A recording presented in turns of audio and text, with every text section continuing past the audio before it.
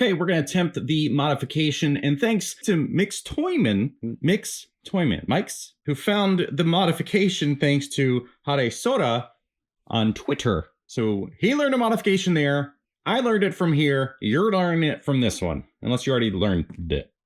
A couple things I want to note. This is not a great figure out of the box. Like, there are some minor issues with it. For one, if you remove this hair piece and then stick his lower jaw thing on, that red paint transfers over here. So you will get paint in that hair area. The glasses are very annoying. These bangs, you're gonna have to be very, very careful when you pull these bangs off. Do not grab the bangs by the left or right side. Try to, as best as you can, to pull from the middle. Look at how thin that area is. This is something that is going to snap for sure. And mine might already have, yeah, mine is already torn.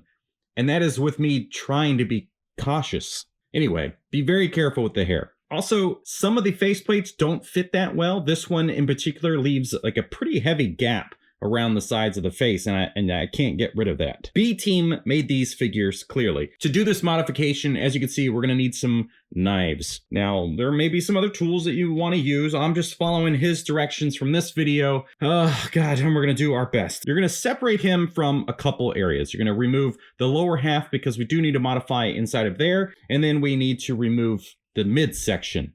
The top is fine. This is where the challenge is. You can see how sharp this edge comes up. We definitely need to reduce the amount of material that's in here. To do that, we're going to take a hair dryer, apply it to this whole area to soften it up to make cutting a lot easier, and then we'll get back to cutting. So I got to do that, and I'll be right back. So now that we've softened this up, I think pretty good with some heat from a hair dryer. I almost forgot words. Because this is. So we're just going to slice off a piece like we see there. I don't want to damage my new thing. Okay, that's pretty good. It's a big chunk. What's next? So now we just got to taper out that inner edge, and I'm wondering if I cut off too much.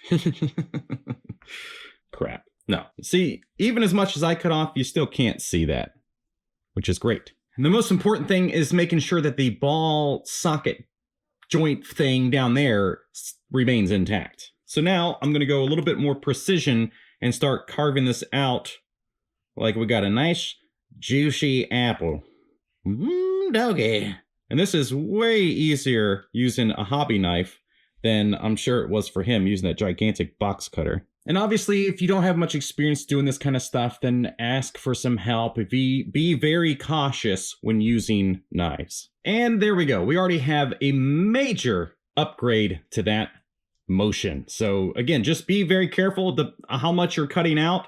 Make sure the section the ball peg it goes into stays there. But you could go further if you wanted to, forward or backward. Just depends on how much you may expose, depending on how hard you get into it. There is quite an improvement already. So now I'm guessing we might as well give it a shot on this waist section. So we're going to remove the legs from the hip joints. Obviously, there's that video as well as playing.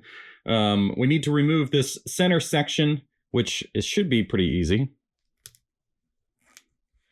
You can just push out the joints.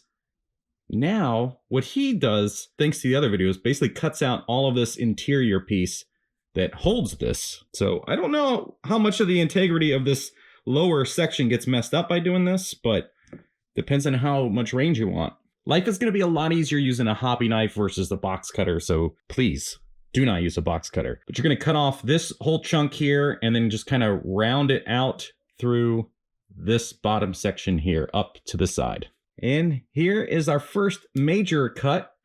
Removes there. And I guess we might as well just continue and cut off the front section too. This is a much softer plastic than the upper part, so it's not necessary to heat it up. Just go slow and be very careful. Okay, so there we go. The innards has been removed. The aliens have got his banana. So putting this section back in, obviously it doesn't have the bits to lock in. Just line it up, start getting these legs attached, and snap in the waist. And now I have this much range compared to what we had earlier. Maybe I need to put this side by side, but this is a huge upgrade. So yes, it is definitely an improvement. I kind of wish that there was some how-to for the neck area.